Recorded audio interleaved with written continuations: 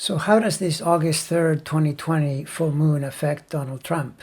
It turns out he has his Pluto closely in line with the full moon, as the Sun in Leo will be on top of it, with the moon in Aquarius on the other side. This will turn on and trigger his Pluto, which in his case is the fascistic dictatorial instincts.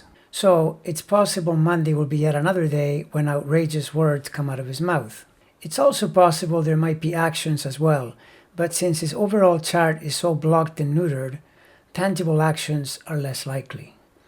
Now, an effect I've noticed in the lunation cycles relates to something I would describe as things happening ahead of time that reflect what is actually coming up. In other words, the person begins to play out the full moon days before it peaks, almost as if the psyche anticipates the wave of energy that it is sensing.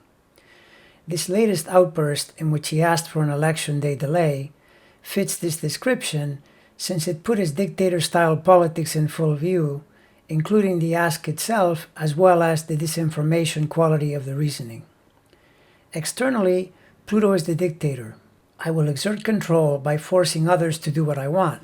Dig into that impulse and you discover fear or even panic.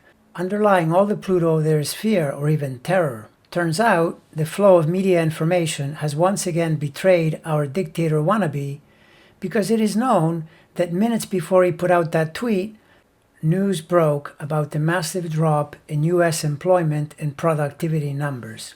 So he sees that, his mind starts spinning, and he feels fear because he realizes it means his election prospects are disappearing.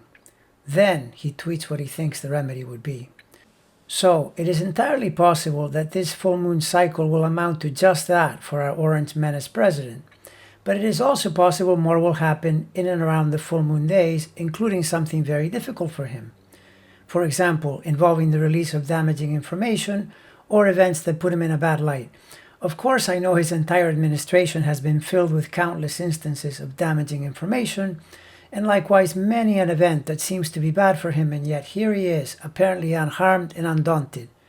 But let's not forget, there is such a thing as death by 1,000 cuts, or losing a boxing match on points while getting pummeled in the process.